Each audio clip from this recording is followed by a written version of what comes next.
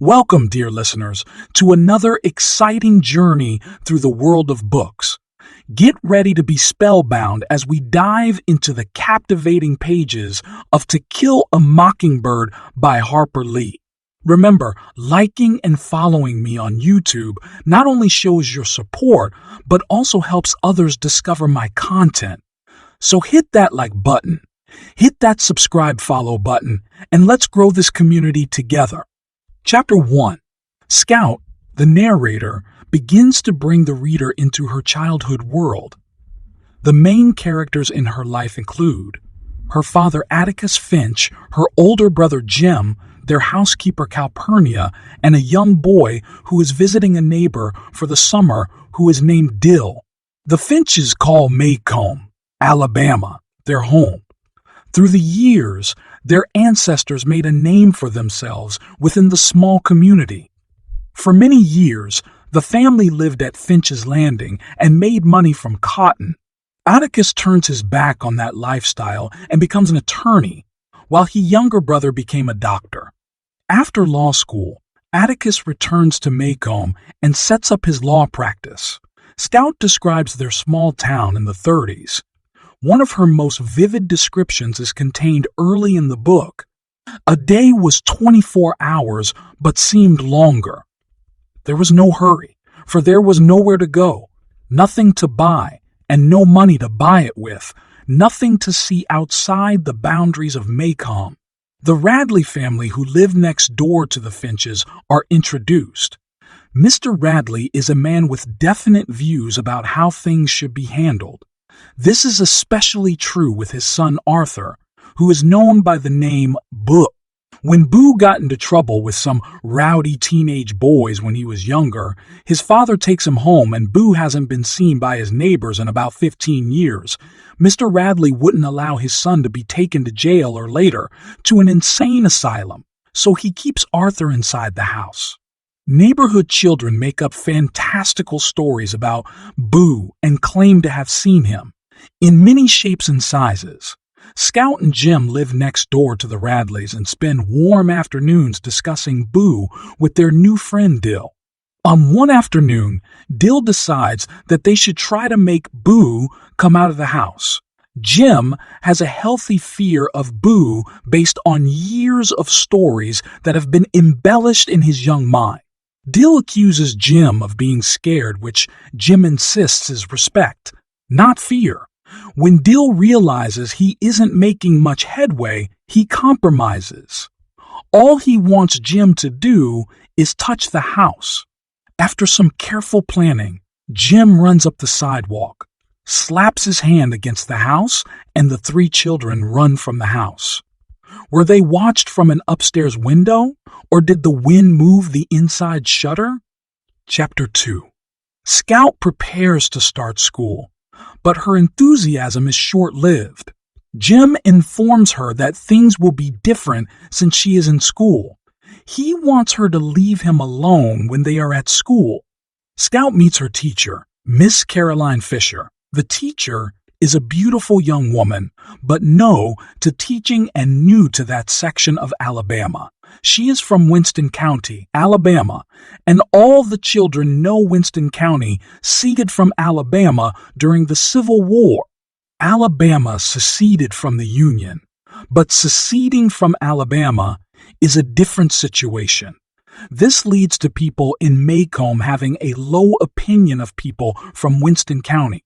It is also evident that Miss Fisher is not familiar with the type of poverty that is prevalent in Maycomb. She cannot understand that little Walter Cunningham doesn't have a lunch. She offers to lend him money, but he refuses to take it.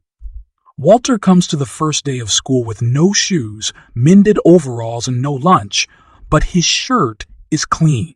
Scout notices the frustration between Miss Fisher and Walter and tries to explain. Everyone in Maycomb knows about the Cunninghams. They have very little money and do not take anything if they cannot afford to pay it back. Miss Fisher offered to loan Walter money for lunch, but he knew that he couldn't repay her.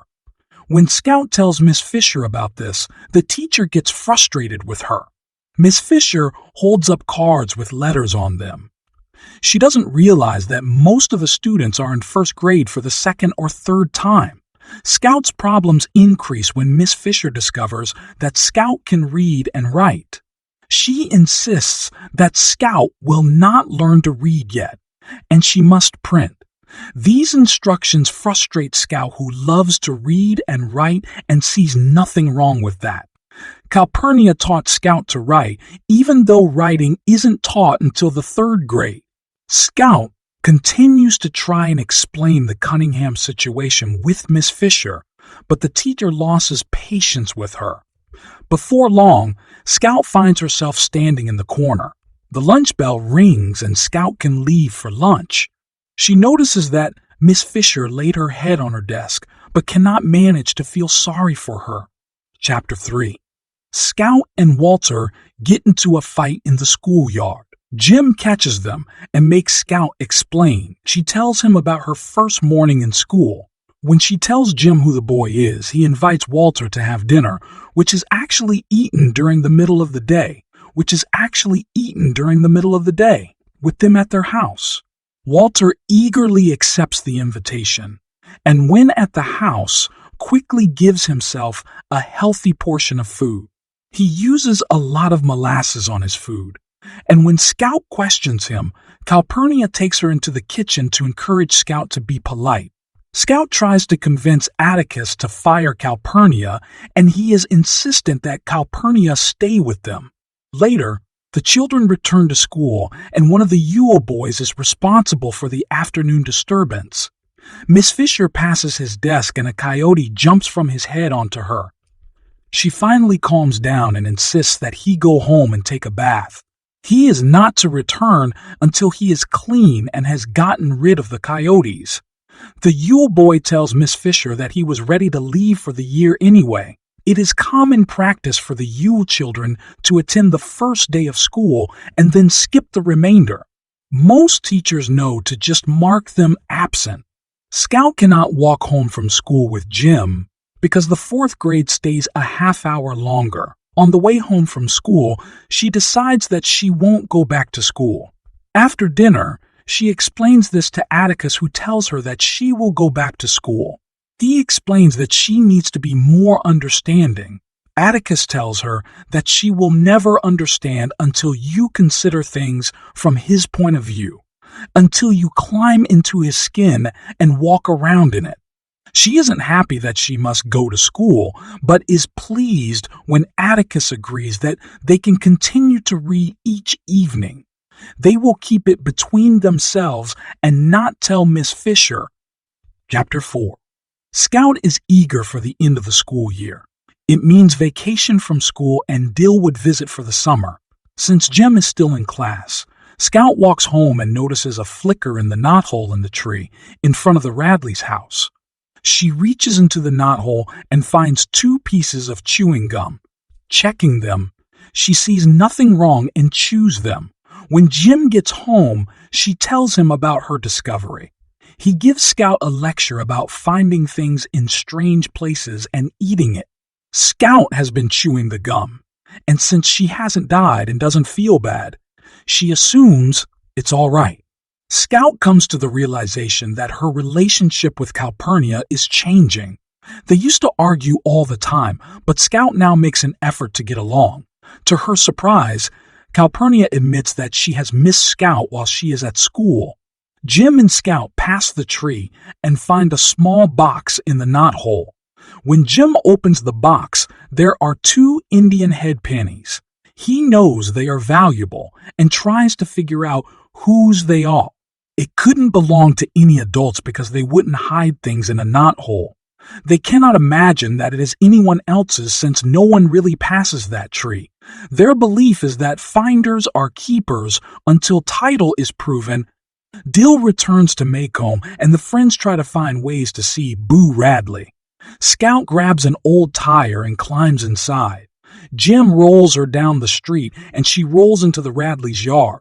She gets out of the tire and lay on the cement. Jim calls to her to hurry and get away from the Radley's house. Scout looks at the Radley's front steps and struggles to stand. Jim calls to her to grab the tire and get out of there. She gets on her feet and runs away from the Radleys. Scout reaches Jim and Dill, but Jim complains that she didn't bring the tire with her. She reminds him that he once touched their house, so walking over to retrieve the tire should be easy.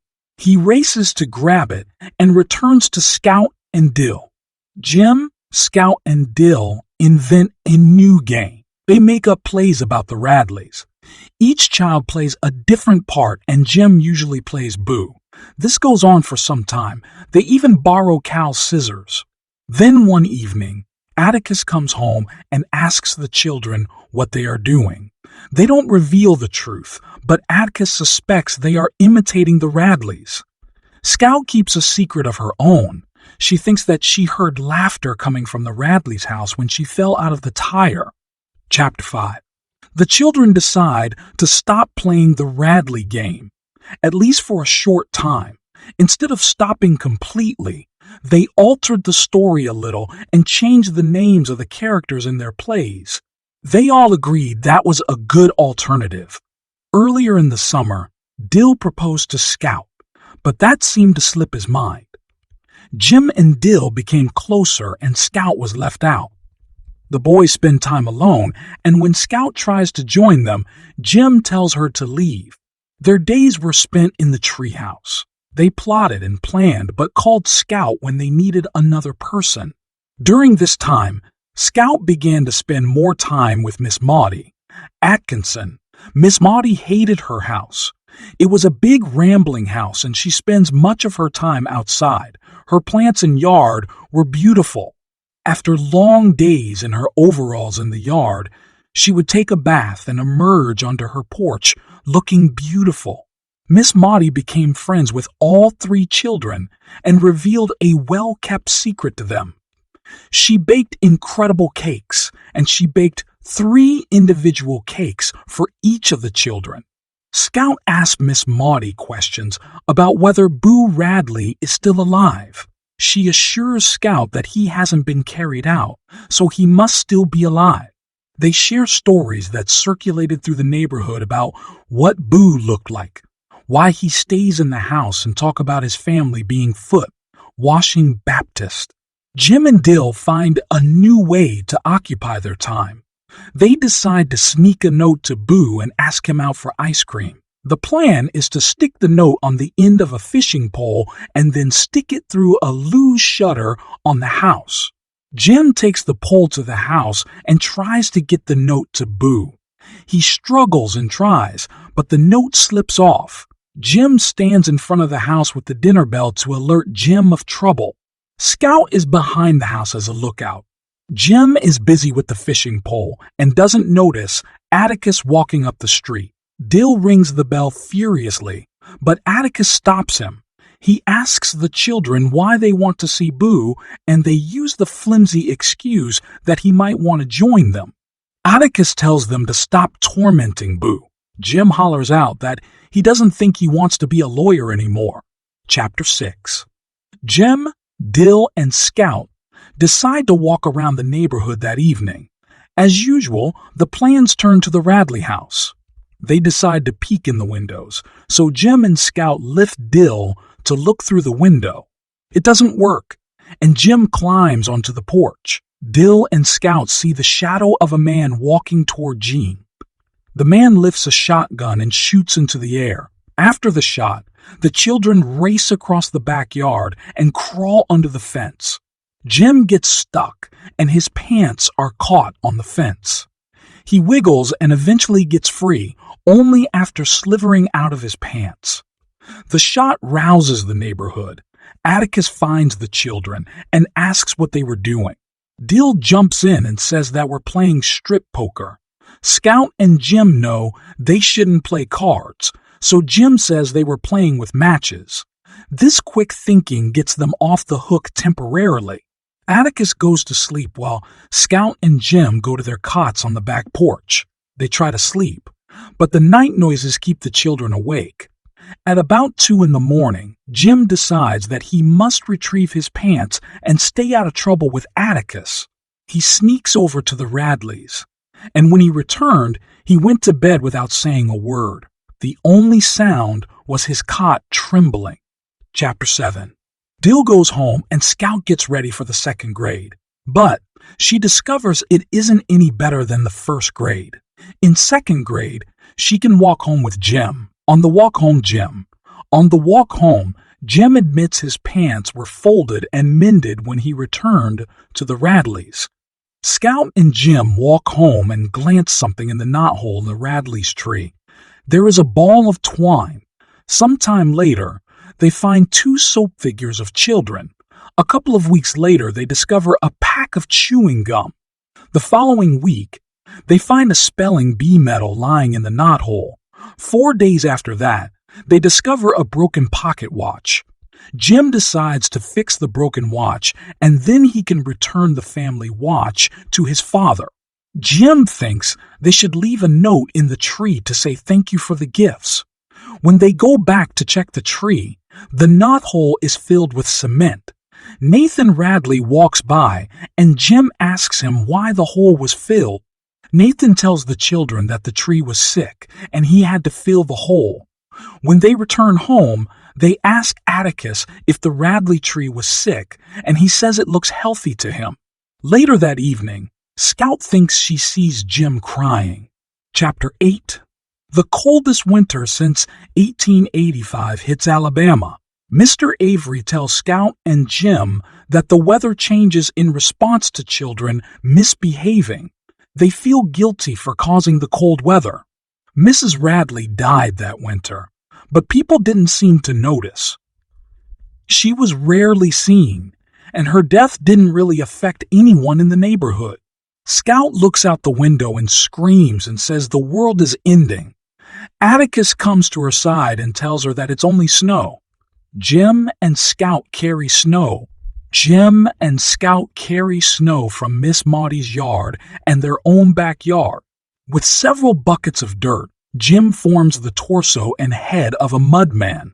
Once the mudman is complete, he plasters it with snow. When the snowman is finished, the family notices that it resembles the neighbor, Mr. Avery. Atticus insists that they alter the snowman so it does look like Mr. Avery, and they use Miss Maudie's gardening hat and shears. The temperature dips that night, and Miss Maudie's house caught on fire. The local fire department pushed the truck to the scene, and the hose burst when they turned on the fire hydrant. 2 neighboring trucks come to put out the fire. Neighbors help get Miss Maudie's furniture from the house. Mr. Avery gets stuck trying to get out his window, but he eventually makes it to safety. Jim and Scout stand in front of the Radley's house and watch the fire from a distance. Firemen spray water on their house to protect it from the fire. When Atticus comes to check on the children, he asks the children why they didn't stay where he left them. They assure him that they did, and he asks where the blanket around Scout's shoulders came from. They don't have an answer, but Atticus figures out that it had to be booked. They sleep late the next morning and see Miss Maudie when they go outside. They apologize about her house, but she says that she wanted to burn it down many times. The fire will give her a chance to rebuild and have a smaller house, which will leave her more yard. Chapter 9. One day in school, a boy says that Scout's daddy is defending a nigger. She asks Atticus about it that night. He says it's true, and it's something he has to do, even though he knows that he won't win. He asks Scout not to fight about this, and she agrees. Jim and Scout are unsure about spending Christmas with Aunt Alexandra and Francis, but they also get to see Uncle Jack. Atticus tells them they have no choice. They are going to Finch's Landing. When they pick up Uncle Jack at the station, he has 2 long boxes for Jim and Scout, although he refuses to say what they are. Scout uses cuss words in the hopes that Atticus won't make her go to school, because that is where she is learning the words. Uncle Jack says the only reason to use cuss words is if there is extreme provocation. The children find out the boxes contain air rifles. Aunt Alexandra takes every opportunity to insult Scout about her clothes and behavior. Francis bores Scout, and when he calls Atticus a nigger lover, Scout attacks him. The family assumes that Scout is to blame, and even Uncle Jack cuts her off when she tries to explain. Later, she tells him what happened, and he wants to get Francis in trouble, but Scout insists that they can't tell Atticus because he asked her not to fight about that. When she should be in bed, Scout is listening outside the door and hears Atticus talking to Uncle Jim about how hard the trial will be for the children. When he's finished speaking, he turns and tells Scout to go to bed. She wonders how he knew she was there. Chapter 10. Scout explains that Atticus is feeble. He is almost 50. They have the opinion that he can't do anything like the other fathers do. They play sports and do other things, but Atticus just reads. When Scout and Jim are getting ready for target practice, Atticus tells them that it's a sin to kill a mockingbird, since all it does is make sweet music. Cal and Miss Maudie both agree with Atticus that killing a mockingbird is a sin. Miss Maudie urges Scout to see that Atticus has many fine qualities, but Scout doesn't understand. Later, Jim notices Tim Johnson, a neighbor's dog. The dog is walking funny, and Jim runs to get called. When she finally comes with the children, she realizes the dog is very sick, and she calls the operator to get the sheriff and warn the neighbors to stay indoors. Atticus and Sheriff Heck Tate drive up and see the dog. The sheriff insists that Atticus has to shoot the dog. It must be killed in one shot, and the sheriff knows Atticus can do it. Atticus argues, but the sheriff insists. He drops his glasses, lefts the gun, and shoots Tim Johnson with one shot. He's a little to the left, but he still kills the dog. Scout and Jim are speechless about what they saw. Their father killed the dog and saved the neighbors. Scout and Jim wonder why Atticus never told them he was old One Shot. Jim makes the decision that he's proud of Atticus, whether he can do anything or not. Chapter 11. Scout and Jim wander toward town with Jim's birthday money.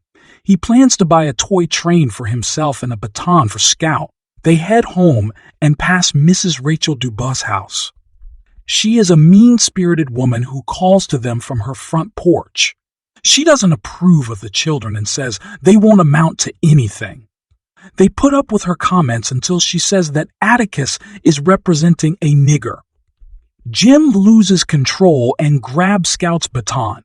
He races into Miss Rachel's yard and destroys her camellias. Later that evening, when Atticus comes home from work, Miss Rachel tells him what happened. He sends Jim to apologize, and Scout fears for this life. She's sure Miss Rachel will use her Civil War pistol and kill him. But Jim returns home unharmed and tells Atticus that Miss Rachel wants him to read to her each afternoon. He says that he won't do it, but Atticus assures him that he will. Beginning the following afternoon, Jim read to Miss Rachel and Scout went with him. Miss Rachel would insult them and Atticus before she let Jim read. She set an alarm clock to know when to take her medicine and to signal they could go home. Each day, the alarm sounds a little later. After the month is over, Miss Rachel says that she wants Jim to read for one more week, and Atticus agrees. Soon after, Jim stops reading to her. She dies. Atticus explains that she was a morphine addict. A doctor prescribed it years earlier and she was hooked on it. She could have died an addict, but she was determined to kick it before she died. The alarm rang a little later each afternoon because she was waiting longer and longer between doses. She died brave and not beholden to nothing and nobody. Atticus returns from her deathbed with a box for Jim. He opens it and finds a camellia. It upsets him and he flings into the ground. He asks why she can't leave him alone. Jim begins to cry. Atticus assures Jim that he would have insisted Jim read to her if she hadn't found a reason. That time allowed him to see a truly brave person who didn't use a gun. Chapter 12. Jim turned 12, and Scout found it much harder to communicate with him. He was becoming a typical teenager, and his younger sister wasn't ready for that change. Scout decides to bide her time with Call until Dill came to visit. But then she received a letter from Dill saying he had a new father and wouldn't visit that summer. He did remember they were engaged and promised to come for her when he had enough money. Atticus leaves for a couple of weeks to work at the state legislature. Call is worried about where the children will attend church. The decision is made that they will attend her church. She makes sure they are bathed and dressed appropriately, and they head to her church on Sunday morning. One woman raised a ruckus that 2 white children are in their church. Cal assures her that these children her company, and then the garbage man steps forward and welcomes them. When it is announced that they will sing a hymn, Scout asks about hymn books. Cal tells her to be quiet and watch. The garbage man begins to sing, and the congregation follows suit. Scout notes some of the other differences. Reverend Sykes speaks freely from the pulpit about the sins of specific members. Then each person stands and walks to the front to make a donation. When the last person drops theirs in the can, the Reverend tells the congregation that isn't enough. Cal explains they sing that way because the people in the congregation can't read. Jem and Scout question Call about her double life. She speaks proper English when they are together, but speaks very differently when she is with her congregation. She tries to explain that she would be putting on airs to speak any other way. Chapter 13. Aunt Alexandra shows up at the Finch household after making the decision that she must help Atticus with the children and provide a feminine influence. Scout doesn't see why Call can't do this. Aunt Alexandria is welcomed by female society in Maycomb. People in Maycomb are very conscious of family, and Aunt Alexandra exemplifies this trait. One of Alexandra's goals is to instill the proper respect for their family in Scout and Jim. Chapter 14. Tom Robinson's trial is approaching, and this causes more problems for Scout and Jim. It seems interesting or cowardly of the townsfolk to insult the children over their father's actions. The mature thing would be to go straight to Atticus with their concerns and comments, but they don't do that. Scout asks what rape is, which brings up their visit to Cal's church. Aunt Alexandra insists that Scout and Jim cannot go back to the colored church, and she tries to force Atticus to fire Call. Ever steady and predictable, Atticus refuses. Scout and Jim have a fight, and when Scout returns to her room, she finds Dill under her bed. When she tells Jim, he goes to Atticus and tells him. Chapter 15. The trial is about to begin, and Tom Robinson is moved to a Maycomb jail. This causes the sheriff and Atticus to worry about a lynch mob. Aunt Alexandra confronts Atticus about defending Tom Robinson, and he tells her it's something he must do. She still insists that is, he bringing shame on the family. Atticus goes into town and sits in a chair outside the jail reading a newspaper. The expected mob shows up and insists that Atticus move away from the door. He stays where he is, and Scout comes out of her hiding place. Atticus tells Jim to go home, but he refuses. Scout realizes these aren't the same men who came to their house. She also recognizes Walter Cunningham's father and asks him to say hey to Walter for her. The reader sees his shame when faced by a young girl. He agrees to tell Walter hey, and the men decide to leave. The threat is gone for that evening, and Atticus takes the children home. Chapter 16. Tom Robinson's trial begins. and all sorts of people are in attendance. An obvious person who is missing is Miss Maudie because she objects to watching someone on trial for his life. The white people of Maycomb sit in the main section of the courthouse, while the black people are forced to sit upstairs in the balcony. Scout, Jim, and Dill arrive at the last minute to avoid Atticus, and Kyle's minister lets them sit with him. From their vantage point, they have a bird's eye view of the entire courtroom. Chapter 17. Mr. Gilmer, the prosecutor, begins his case by having Sheriff Tate relate the incidents of the evening of November 21. Bob Ewell called him to the Ewell residence because he claimed his daughter, Mayella, was raped by Tom Robinson. When the sheriff arrived, he found Mayella beaten and bruised. When the sheriff is examined, the sheriff admits the doctor was not called and the bruises were on the right side of her face. The Ewells live in a cabin behind the garage dump. The only bright spot in their yard is where Mayella supposedly planted geraniums. Ewell says that he was coming home and heard his daughter yelling. When he looked in the window, he claimed that Tom Robinson raping her. Tom left the house and Ewell went inside to check on his daughter. When he was asked why they didn't call a doctor, he says it wasn't that serious and beside, it would cost money. Atticus has Ewell write his name, and the jury sees that he is left-handed. The person who made the bruises on the right side of Mayella's face was likely to be left-handed. Chapter 18. Mayella makes her appearance in the court and is reasonably clean, but she is also terrified.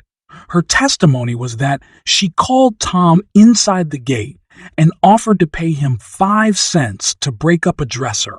She says that once he was inside, he took advantage of her.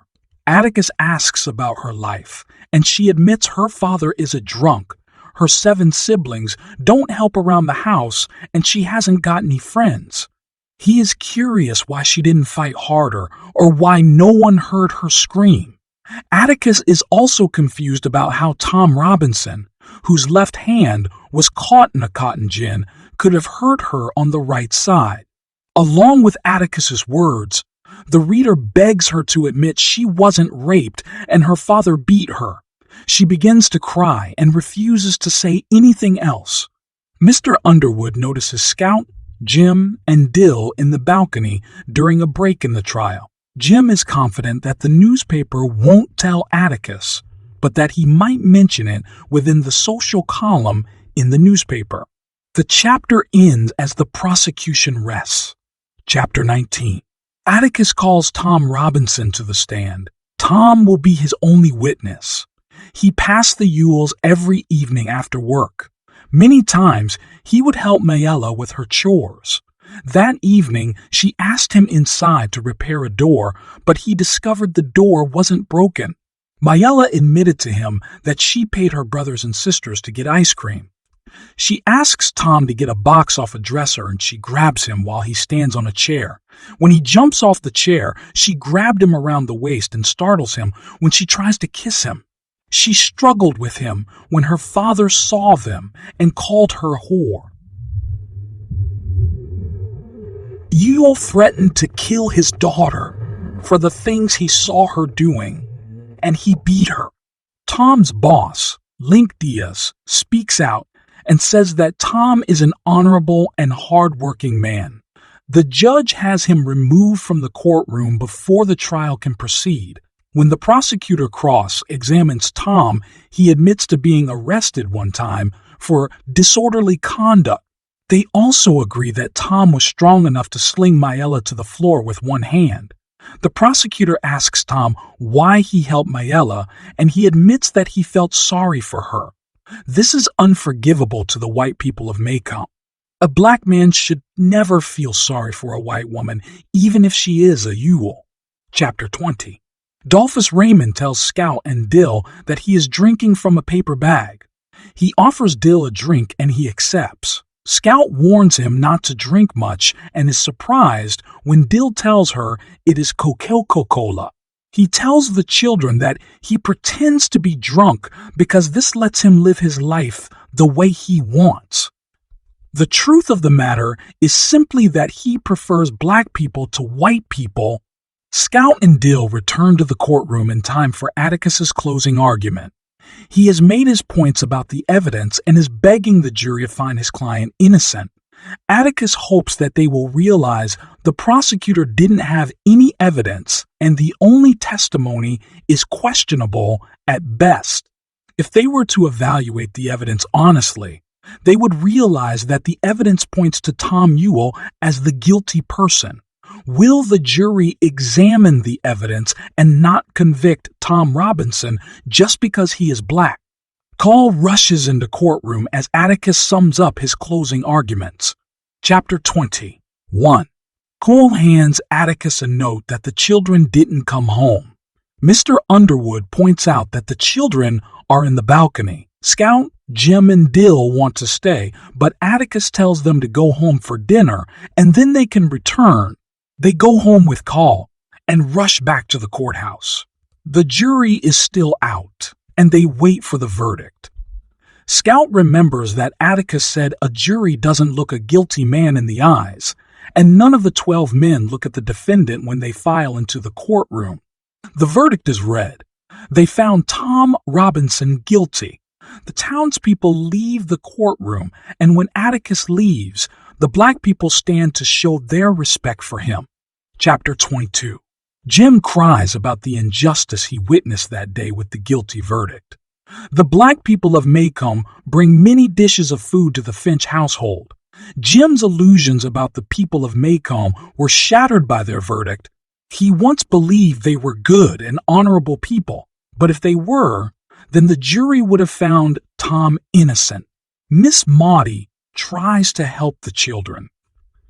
She mentions that some of the people tried to help.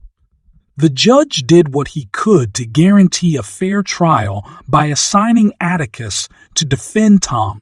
She reminds them that the jury took their time reaching a verdict, and that means the townspeople are working on their problems. Just before the children leave, Miss Stephanie tells them Eel spit on Atticus earlier in the day and swore to get revenge for what he feels Atticus did to him. Chapter 23. Atticus is the only one in the family who isn't concerned about Bob Ewell's threats after Atticus made him look stupid. While the Finch family is worried about what Ewell will do next, Tom Robinson has been moved to a prison that is 70 miles from Maycomb. Atticus feels confident that they will win on appeal, but has to admit to Scout that if he loses, Tom will go to the electric chair. Jim needs to discuss the legal system and how the jury could have found Tom Robinson guilty. Atticus tries to help Jim understand that any white man's word is more valued than the word of a black man. They discuss that one juror wanted to find Tom innocent. Scout is happy to hear that it was Walter Cunningham's father. She asks if they can invite Walter to dinner, but Aunt Alexandra says absolutely not. Jim shows Scout the bit of hair on his chest and reveals that he will try out for the football team. Their conversation turns to the social system in Maycomb. They try to understand why certain people feel they are better than others for no reason other than the color of their skin or where they live. Scout makes the insight that it's possible Boo Radley doesn't want to leave his house. Chapter 24. Aunt Alexandra has society ladies over for a missionary circle tea. She insists that Scout attend, and she must wear a dress. Scout listens as they discuss the injustice in other areas of the world. These comments are followed by insights into the misbehavior of their black servants since the Robinson verdict. Miss Maudie silences their idle chatter with her usual cold insights. Atticus comes into the room and calls Alexandra, Maudie, Scout, and Call into the kitchen. He tells them that Tom Robinson tried to escape and he was shot 17 times. Calpurnia goes with Atticus to notify Tom's family. Alexandra complains that the town will allow Atticus to work so hard and harm his reputation in the pursuit of justice. Miss Maudie tells Alexandra that the town counts on him to do the right thing. They manage to return to the tea without revealing the news. Chapter 25. Scout and Jim are in the yard, and she sees a roly polybug. She starts to squash it, and Jim stops her. When she asks why not, he says the bug didn't do anything to her. Jim ran into Atticus and asked if he could go with him to the Robinsons. Even before Atticus could tell Helen that Tom was gone, she collapsed. News of Tom's death circulates for a couple of days, and the white people agree that a black man would do something that irrational. Mr. Underwood writes an editorial for the newspaper stating that an innocent man was murdered. Chapter 26. Scout and Jim walk past the Radley house each day on the way to school. They outgrew their fear of Boo and his house. Scout's third-grade teacher gives a lecture about how Hitler persecuted the Jews. She speaks about equality. Scout listens to her, but later she asks how she can speak of equality after her reaction at Tom Robinson's trial. She told Miss Stephanie it was. Timed someone taught the blacks in town a lesson. Jim tells Scout to never mention the trial to him again. Chapter 27. There is a Depression-era job program, and Bob Ewell gets a job, and a few days later, he loses it. Judge Taylor hears a prowler outside his house. Bob then follows Helen Robinson and whispers obscenities to her. Aunt Alexandra is the one who points out that he is tormenting everyone who was involved with the trial. At Halloween, the local school schedules a pageant. They want to occupy the townsfolk to hinder trouble like they had the previous year. The play will be an agricultural pageant. The children are to dress like a type of food. Scout will be a ham. Atticus and Aunt Alexandra are tired and stay home that evening. Chapter 28.